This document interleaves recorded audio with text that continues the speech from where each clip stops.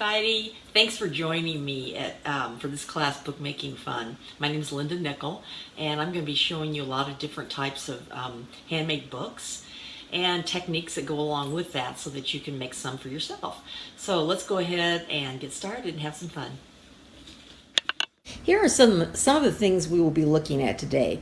We'll be looking at some creative books and resources, how to create a meandering book, a folded hot dog book, an accordion folded book, a flag book, an origami book, and how to make a pamphlet stitch for books to attach signatures, and also how to attach some covers. Okay, I want to take a little bit of time to show you some of the book formats that I have here, and we won't be able to get to every single one of these, but I just want to show you some of the possibilities. And these are a few pieces that I have made over the years, through the years.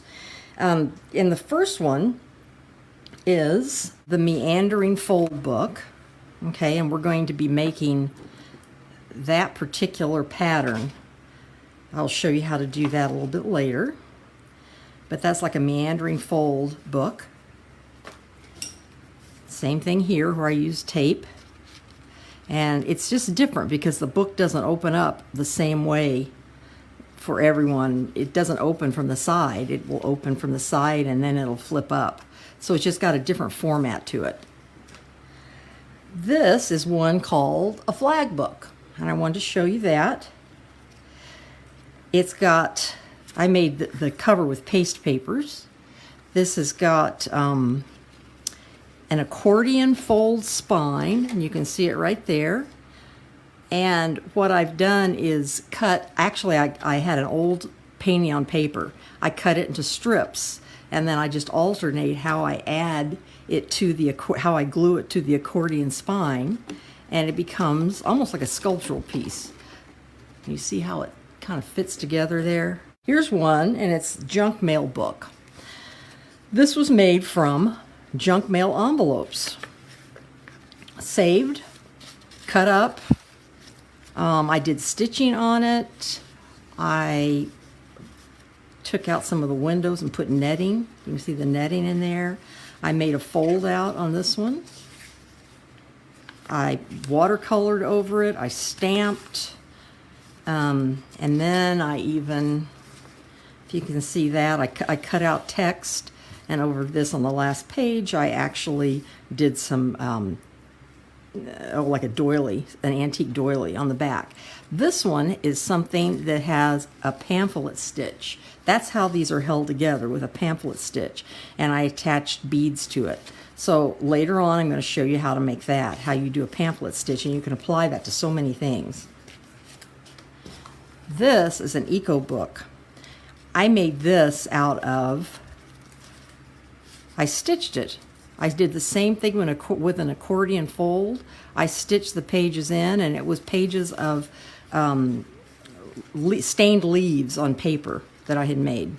So it doesn't have writing in it, but it just has those images of leaf stains. This is something that was an ABC book, and I had a ton of little pieces of squares of cardboard. And so what I did was make a book. I just started creating the ABCs, and I made little, it's got little pockets in here that you can pull out tags. Each page represents a letter of the alphabet, but when you fold it up, it becomes like a little handheld book. That's the alphabet book. This, I'm going to show you this one. This is a small book, and I'm not sure if it even, I think it has a name for it, and I can't remember what it is. But it's folded. It's like an origami book. You open it up, and it's actually folded. And I made this for a person that I never gave it to them. So I'm so sorry, but it says thank you on there, and it was supposed to be like a thank you card, but I made it into a book. So if we have time, I will show you how to make that one. And it just folds back, and I made a little cover for it, and with a string that ties. This book was made on the basis of an accordion fold that it has some pamphlet stitch in it. So what I did, a friend of mine, we had a little competition. We found something at a thrift store with lots of buttons on it, so we gave each other half of them, and then we decided what could we make and what could we do with those buttons. Well, I chose to create a book. I went through and had old sewing patterns and everything that would maybe apply to stitching and antique things. But you can see how my book is an accordion fold, but look what I did on different pages. Into that fold, that accordion fold, I also used a pamphlet stitch, and I installed little small pages inside, like little hidden treasures. I did that several different places. Here's one right here. Okay, and then I use this to secure it. Then moving on to this book. This is one that I did with some friends in a book club, and we took some nice paper and we all folded the same type of book, and then we decided to pass it around, and each person did a spread in the other person's book. And so they are all varied, some with flip out pages. You can see that. So this was fun, and it's got memories. It has memories because that was a book club of friends that I had.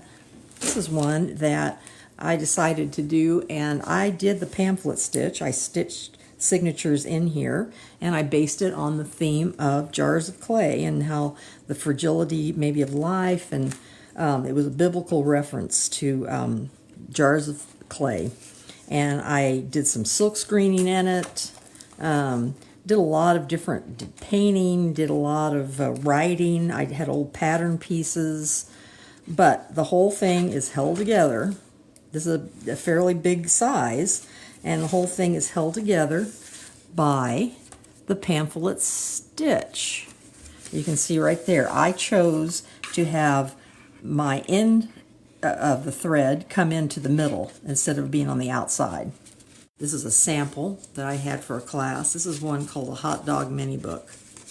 Let's see if I can get this unfolded for you. This was with a piece of regular computer paper, and what we did was just take a copy of something on the printer, just printer paper, and then I folded it specific ways. Let's see if I can even do this. Here we go. And it turns into a little mini book. So I'm showing you these samples, and I'm going to guide you through how to cut some of these pieces and how you can make books like this. Here are a few books about bookmaking. These are some books that I have, just 4 of them. Some of these are older. I'm not even sure if this one is still in print or not, but it is wonderful because it's got all of the techniques and some of the things I'm going to be showing you. It takes you through so many creative ideas of bookmaking, and then it shows you how exactly to do some of the history of bookmaking, but it shows you how to create covers, how to do the pamphlet stitches, Coptic stitches for the spines. So there's a lot of information in here. This is a book that I've kept, I've had for years and kept. This is the update of that by the same person, Shireen LaPlante. And it is also good. And then these are some others I think that were given to me that have some really fun creative ideas and some insight on how to make these books.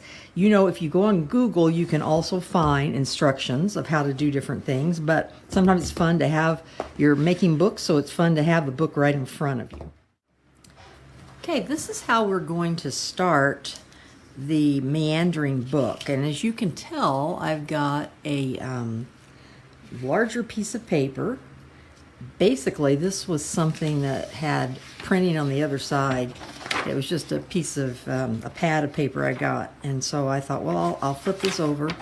I'll use the back side, And what we're going to do is just take any kind of mark making tool you can find around the house. I've got crayons, Crayola, pencils, markers, pens, more crayons, more markers, just anything you can find.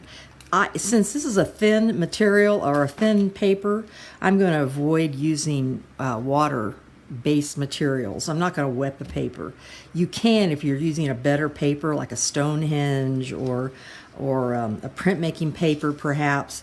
You can come in and actually use watercolor on this. But what I'm going to do is create lines and marks over this whole piece of paper without any concern with composition. So I'm just making marks. You can see I'm not paying any attention to where these marks are going, except that they just are on the page. And I use the side of a crayon here. What you're going to find in the very end when we do this is the paper will be folded, so you won't see these marks in the same way that you're seeing them now on the big piece of paper. Maybe I'll just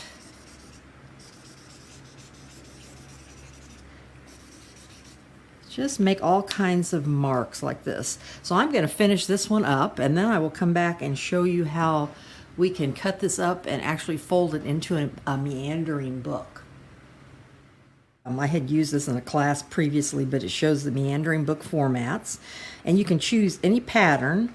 I've got 6 patterns, and I think for this one I'm going to try this pattern. So it's going to show me that I am going to fold the paper into 4 across, 4 up and down, so 16 pieces. And then the dark lines are going to show me where my cut lines would be. So let me go ahead and get this piece. This is my finished piece where I took and just colored anything I wanted to on this. So let me fold this, and I will show you how we can cut it when I get it folded. I want to show you something that I have here. This is called a bone folder, and you may have heard of them before. It's really invaluable if you're using nice weight paper, and if you get into making books. This is made of bone, and it will fold the paper. It will get a nice crease. Now with thin paper like this, you know, I can take my fingernail and go along the edge. But this is super neat if you've got some heavier weight paper. Okay, you just roll it, and then if you notice it's got the little tip on it, you can I'll show you when we do the covers and you're wanting to miter the corners, how this can kind of help fold the paper in. So don't have to have it, but that's just something I wanted to show you. So anyway, I've got this paper folder. Remember I said I was going to fold it into 16 pieces. And so what I did was fold it this way. Okay, then I folded it that way. Folded it this way. Open it back up. And I'm going to fold the same piece of paper the other direction in half. And do the exact same thing. Fold it this way and fold it this way. As you can tell, I've gone ahead and added my cut lines and my fold lines. The cut lines are in red. So I went ahead and folded up the meandering book. And this doesn't have a cover on it, and this paper's pretty thin. I mean, if you're really gonna want to make a book, I know that you probably want a heavier, nicer paper. But for now, this works. This is gonna be how you first open it up. And we always like to think of books as something that you have to continually open up. One page over here, and then we move it over. But in this one, it's just a little bit different. Now you open it this way. Now you open it that way. So you keep kind of crisscrossing back and forth, back and forth. And on some of these flaps, you can actually, as you open it up, figure out which ones you can tape at the bottom and create some kind of a little envelope that you can stick notes in. Like maybe this page right here, I would want to tape the edges. If I tape the edges right there, I would have a little pocket that I could put things in, notes and such. This is the finished product of the Meandering book that we were making earlier. And I went ahead and took some black crescent board. I glued it on both ends so that it would have a cover to it. And then I decided to open it up, and I may start adding some words to it, making it into a journal, adding some collage pieces. You can tell it opens like we were looking at before. It opens that way. It's going to open this way, all different directions. And as we go through this, I also taped a piece together so that we would have, right here is a little pocket. So I can go ahead and put things in there. I could do that for the rest of it too, find some places to tape. But this is where I just took this page right here, taped it, and it's folded on the bottom, open on the top, and it becomes a little pocket. I want to move on to something called the hot dog book, and I don't think the pattern is on here, but by the time I have this at the end, I will draw a pattern of this. It's very simple. All you do is take, I'm using a bigger piece of paper, but you could use just a small, 8.5 by 11, 9 by 12, whatever. What I did was fold the paper in half, like this, and then I folded it the other way in half. Okay, and when I did that the long way, I went ahead and made it into 4 pieces by doing this. Then when I opened it up, I went ahead and drew the cut line in red just to make it easier for you to see. Okay, take a look how I've got this folded. I've got the big one here, but the paper is just kind of flimsy, so I'm going to switch over to the small one. But remember how I folded it like this. I'm just going to put it with the fold where these 2 middle parts are folding out. And then watch what I'm going to do. I'm going to put those together, and you end up with a book. Okay, and I think that shows it probably just a little. The others, like I said, that other paper was a little flimsy. It would still work, but it's a little flimsy. So this is kind of a fun book. I'm going to show you a little bit about the Accordion fold book. This can be something as long as you want. It needs to be a strip of some sort. It can be as deep as you want. I could cut that one in half and make 2.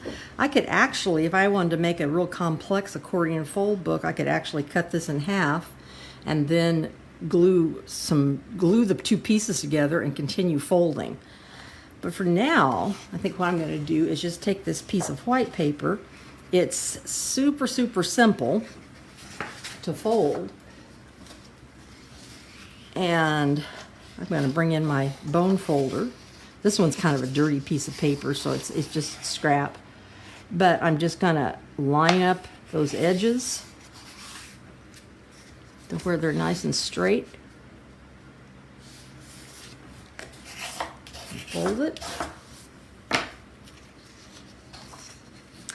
And then I have a choice. Do I want my pages, do I want to fold it back like this to where I have 1, 2, 3, 4 pages that are that wide?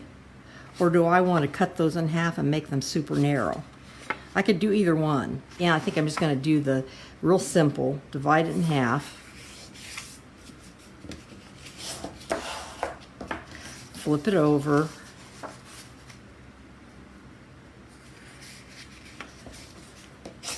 Like that in half. Now what you end up with, like I said, it could be longer, but what you end up with is, this is the accordion that I'm talking about. If you want to double up on that, you could go in here and make these narrow pages by folding that in half and keep doing that all the way across. One that I made a long time ago This is the same. I just took one piece of paper and I folded it, accordion fold. And then what was fun is I made this with flaps. So you open it up and you've got the inside like this. But then when you look at it, it's got a flap and another flap with little messages in it. And then over here, I did another flap up that way. I did a flap, let's see, over here with a message. And I did a flap up here with a message. So these are just different ways that you can, what you can do with it. And then what you end up, to stabilize it, what we end up doing is putting the covers on it. Covers will come later, but I always put covers on them of some sort, and then some closure, whether it's tying them or a buttoning closure, however you want to do it. But that ends up keeping it together where it doesn't get torn up. Now that we've talked about the accordion fold and how to make an accordion fold book, remember I was showing you this process with pages. I'm going to show you how to make the flag book. And what's funny is these are almost like just, they become sculptural. It's just kind of fun. And you can do all kinds of stuff with this.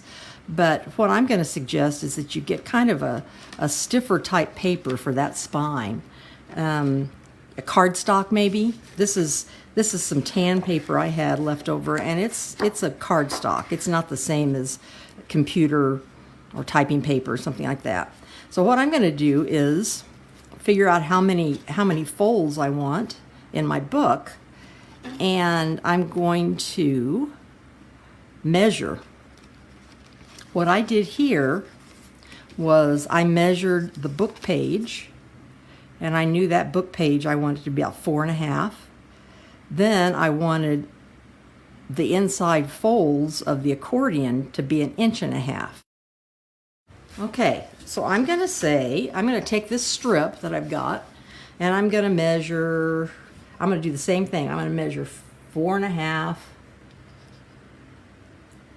That's my front, that's going to be my front cover that I can glue on to a stiffer piece of cardboard. So there's that.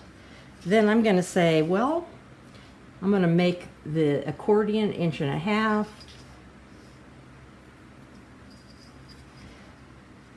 Okay, I'm going to keep doing this, and I won't bore you with you watching me do this, but I'm going to keep making those 1.5 inch marks all the way down, depending on how many folds that I want in that spine. When I get to the end, I'm going to make another 4.5 inch panel. Then we'll come back, I'll show you after I've got it all marked up, and we'll come back and do the folding. I have my paper already lined up. I went ahead and did the 4.5 inches here, and then I marked 1.5 inches all the way down, down, down until I got to the end, and I have 4.5 at the end. Now, sometimes when you fold paper this is thick, you want to know, are you folding on the grain or against the grain? And what you can do to simplify that is, once again, I'm using my bone folder. It's got that tip on it. So what I do is I line up the pencil line and just do that with the bone folder, and it doesn't make a cut in the paper, but it compresses the fibers to where it's easy to fold. I got this folded, and I've got my accordion fold spine, and it's like, oh no, look what happened.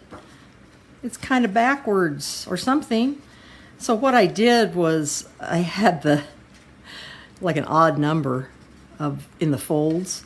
So what I'm going to do is just take that back page and go ahead and pull it up front, and I will cut this off with an X-Acto blade. Now I have this. I have it like this. Okay? And this is going to be glued onto a solid piece, so that fold is not even going to matter. Now what we need to do is work on the cover, getting the cover put in, so that we can keep folding and unfolding this and have a little more stability with gluing our pages in.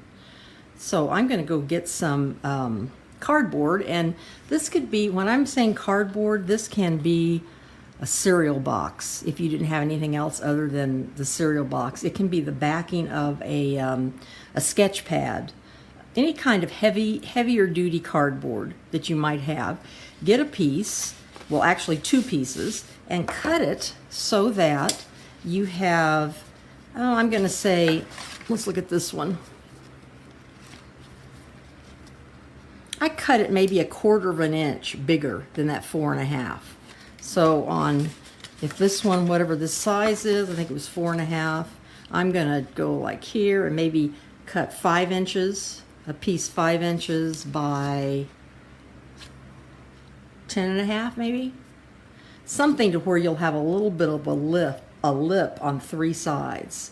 So while you go and do that, I'm going to get that done, and then I'll come back and I'll show you how you can make a cover for the cover, and we will glue that on so we can start working on the inside.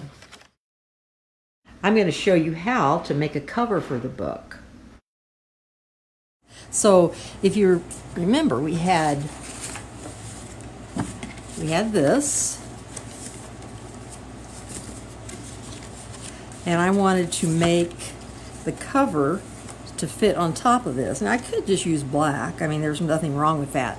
But I decided I wanted to use a pattern, so I just found some wrapping paper to do this with.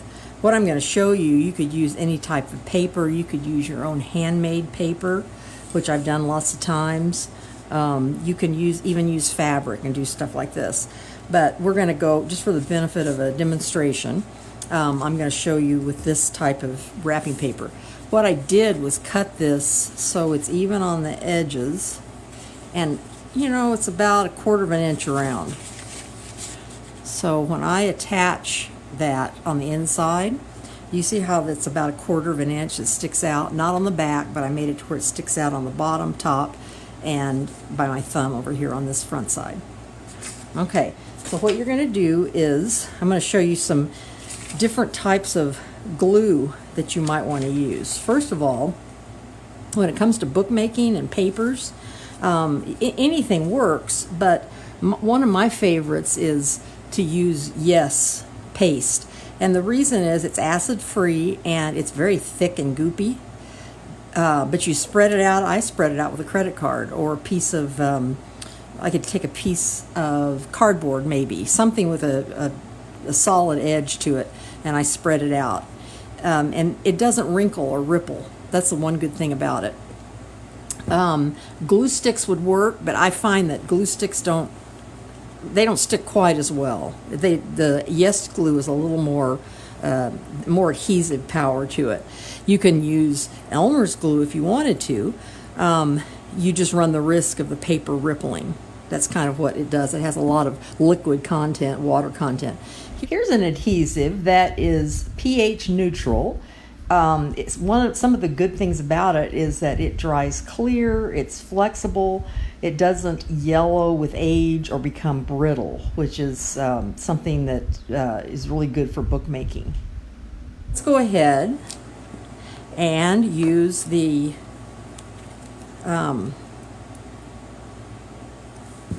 Yes glue, or the Yes paste. I'm going to put just a thin layer on here. And this is what old credit cards are good for. You can't use them to buy anything, so just use them to spread glue or paint, whatever. Okay, it's got a nice thin layer. And then I'm going to wipe this off.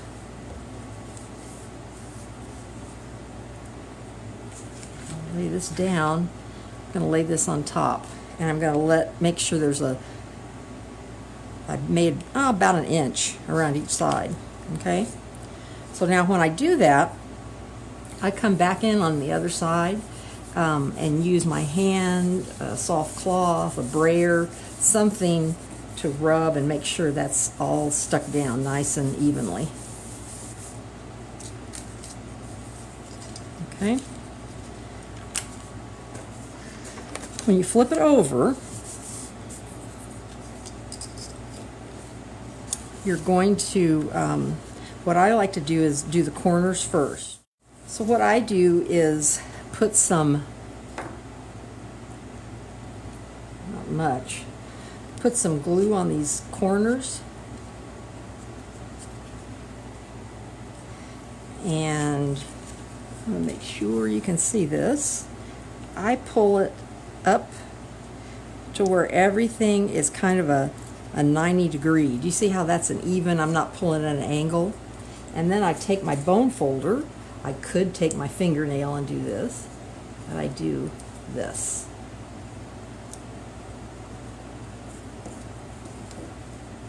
After I do this to all the corners, I want to show you what will happen.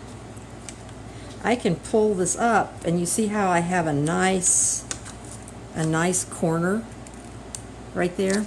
So I'm going to go ahead and finish all of this. I'll come back and show you what it looks like when it's finished. Okay, I have finished all four corners. I've covered the entire piece. One thing as a tip that I'm going to say to you is when you're working with this glue, it's sometimes good to get a piece of wax paper. This is a paper palette that has a non-stick surface because it was sticking to my paper and then that I had on my table and then picking things up. So that's just a little handy tip. What I'm going to do right now is take, this is the front, this is the back. I'm going to put Yes glue all over it, and I'm going to go ahead and glue this on. I'm going to do, that's the front cover. And then I'll come in and do the same for the back cover. Then we can start adding the pieces in the center, and I'll show you how to line those up. Okay, I've got the back part of this book ready to glue on, but I decided that since the center part was so thick that it may have a problem in closing. Now, you may want a closure so that it doesn't pop open, or you may want it to pop open so you can display it.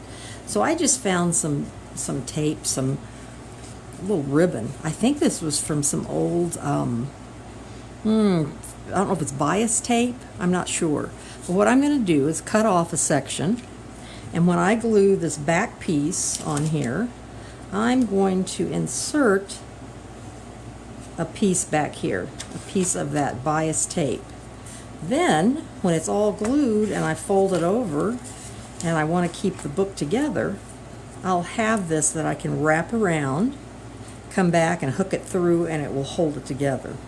So I'm going to go ahead and do that. Keep in mind, I'm just doing this before I glue this on, this back piece, and I'm going to put some ribbon under it. I could put piece of yarn, I could tape a piece of yarn under there, anything that would wrap around it again, around the book, and allow me to have some kind of closure. Okay, we're going to go ahead and finish up on this flag book. What I would say to do is, the important part is for you to measure from top to bottom, leaving a little bit of space in between the strips, and decide how many strips that you can go down your page. So what I did on this one is I made a strip, and I measured, I wanted 1 1/4, about 1/8 of an inch in between. So I measured those, got that many strips, and then it wasn't quite the 10 inches, but I went in, if you can see here where I marked it with my pencil, I decided, oh, I'll pull it down a little bit, it won't start flush at the top or the bottom, and I'll make those little marks on my accordion fold in the center. Now, what I need to do is figure out what kind of strips I want to put into the book. I had some, this is just tag paper, and I thought, okay, I'll cut up some red. I want it 1 1/4 wide, and I'm going to make it long enough to fit flush with the seam, with the crease right there, but not extend beyond the book. So I made it like 5 inches. Okay, and what I'm going to do is glue these in here. Now, what I did on this book, this was a painting I already had, and I cut it up. so that it just came out random. And that made it kind of fun. I was just showing you with some plain pieces of red paper right now. But what you do is you glue one on the front, skip one on the front, skip one, third one on the front, flip over, you glue the next one on the back side. But you want to make sure that those pieces are not so flush and touching each other that they will hang up when you open the book. So you keep doing that with every single page, and you end up with the pieces that kind of interact together. Okay, so it's up to you whether you decide to do your pages plain and then come in and write on them. I think that you might be better. This requires some measuring and making sure you're gluing them in correctly. You probably will be better if you create something on these flaps before you glue them in. If it's a message, if it's something in what order you want them. But that's how we will complete our flag book. And then I can wrap this around and hook it in. If I can do that correctly. And have something that's a unique handmade book. Okay, I'm going to show you how to do a folded book. This was, I think I showed this to you earlier, the thank you book the thank you card book that I never gave to my friend. But how do you put this together? It just takes some time and patience with folding. And the way you do it is, I would get something like, I got an old book. And so I found an old book at a thrift store, and you cut out squares. Now, with that size book that I had, 5-inch square was about it. That was as big as I could go. So you fold it over this way. You fold it over the other way. Then you got to come in there and fold a diagonal. Okay? When you do that, you take that diagonal fold. If you can see this, I'm putting those together, pulling these up. That gives me one of those pages. If you'll notice, I'll try to get this where you can see this. On this one, I had all of these squares, but look how I glued them together. I overlapped flaps and glued them together. That's how it ends up being a series of those squares that it's kind of like an origami book. So I'm going to fold a few more of these, and then we'll come back and I'll show you how to glue them together. I've got 2 of these squares folded, and so what I'm going to do is slip 1/4 of it into the other. And I'm going to use a glue stick on this because I think the other gets a little messy, so a glue stick should be fine. And this is not, I wouldn't try this with a heavy paper, but you know, something that's a printed paper from an old book or a dictionary, that works really well. So I'm going to lay it in there and make sure that I get it lined up correctly.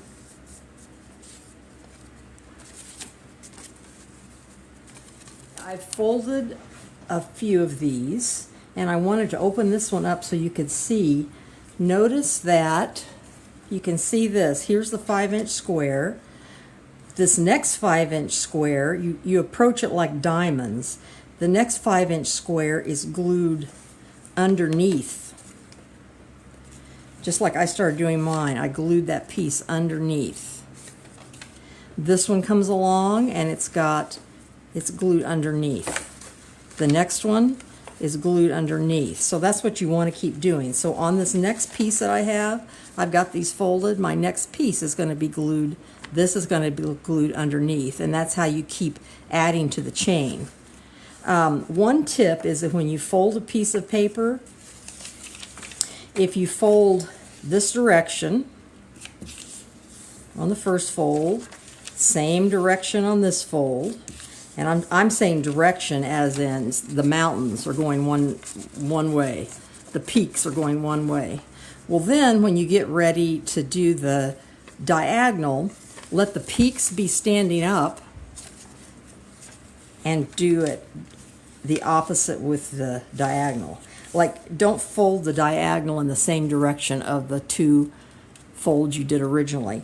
That way, it's much easier to come in and do this when they're going the same direction. Now, if you fold it the wrong way, it's no big deal. You can refold it but it's just a little harder, I think.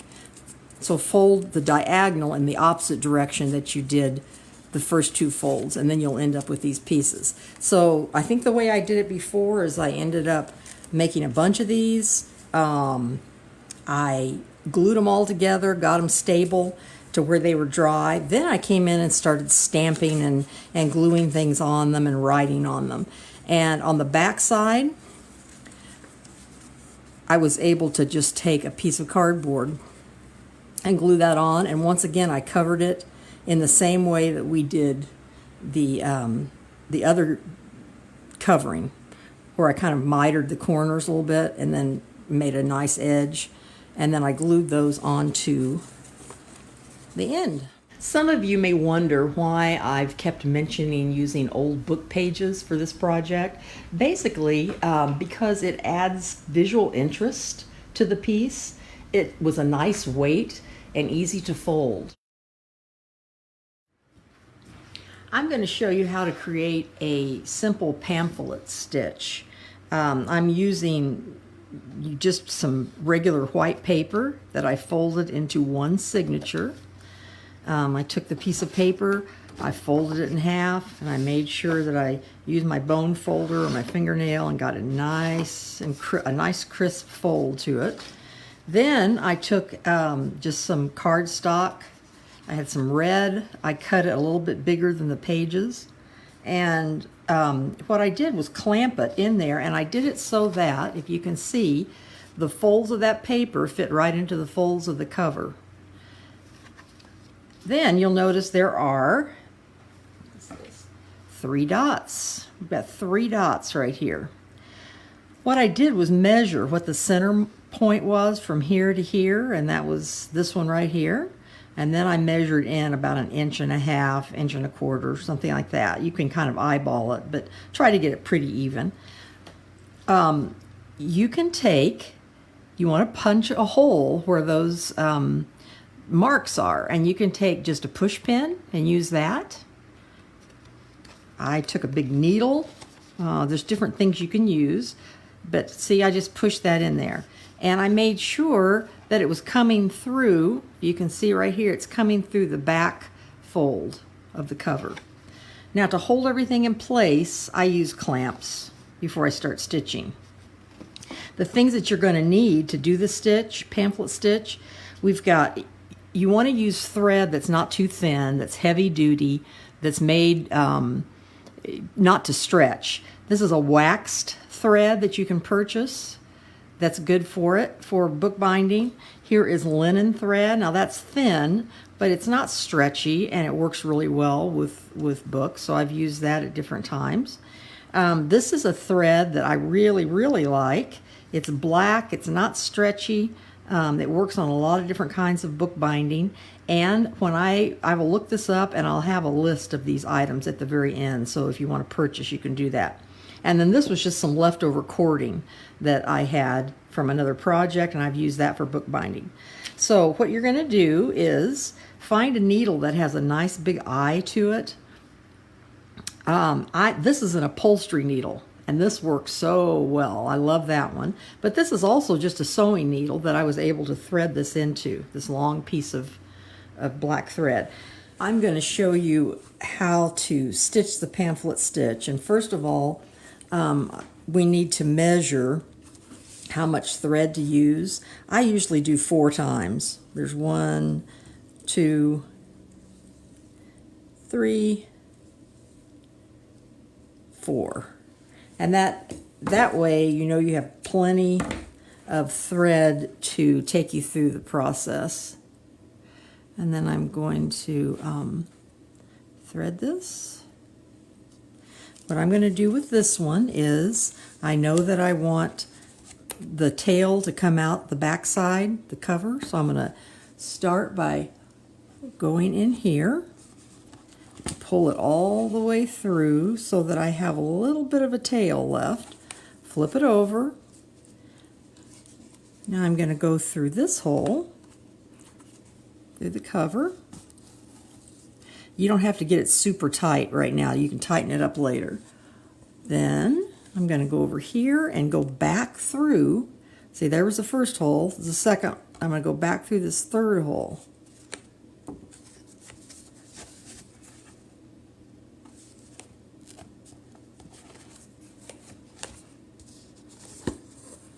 Okay, now I've got one more thing to do. I'm going to put this right through that first hole and pull the needle through. Okay, and you have that stitch, you flip it over, and I'm going to cut the thread. I'm going to pull one string, one tail through to where I have one on each side of this long one. And then I just kind of give it a little pull. I tighten it up a little bit. And now I'm going to do a square knot to hold that in place. And I can come in later and add some buttons or whatever I want to.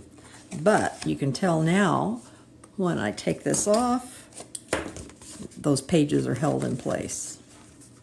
If you would like to make a book that has multiple signatures, like you see this one that we just made had one signature in it, but if you would like to make one with multiple signatures, you can do so by creating a spine. And what I did with this one was very simple. I had 4 signatures, as you can count right there, and instead of just folding my cardboard in half, I actually took a little strip of the cardboard and made a spine, and I glued my paper on top of it, and I went ahead and made a pattern where I had 4 holes that matched up right there, 4 holes in the middle, 4 holes at the bottom, and I matched that up with the holes in my paper. Then I could stitch through those just one by one, adding those signatures. What I used for the cardboard, it's not super heavy duty, but you can just take a shirt box, and I just cut that up and used, it was a gift box, and I used that for the cardboard, and then I just had regular computer paper to fold for the signatures. Here's a shot of the book before I added the pages. As you can see, I glued everything down to the paper, and I also added just a little bit of space between the spine and the front and the back cover. That would allow you to do a better job of folding the book in the end. You can also see the marks that I made on the spine and the marks I made on the folds of the paper. Those are the ones I'm going to line up so that I can stitch the pamphlet stitch and get these into the book.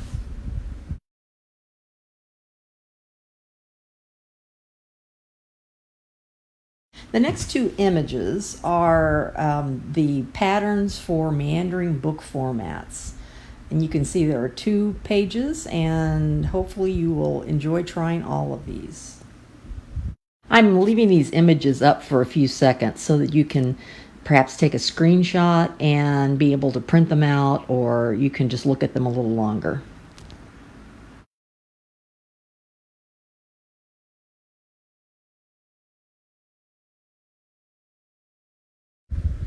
This is a resource list that I have included.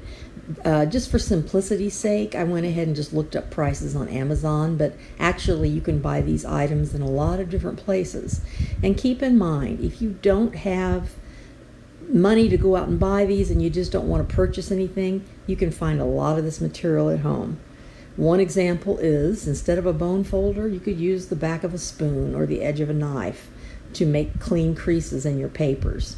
So look around your house, and I know you can find some things, and I really hope you continue bookmaking and have some fun. Thank you so much for joining me today. I hope you had a good time and will practice some of these techniques and continue with your own bookmaking projects.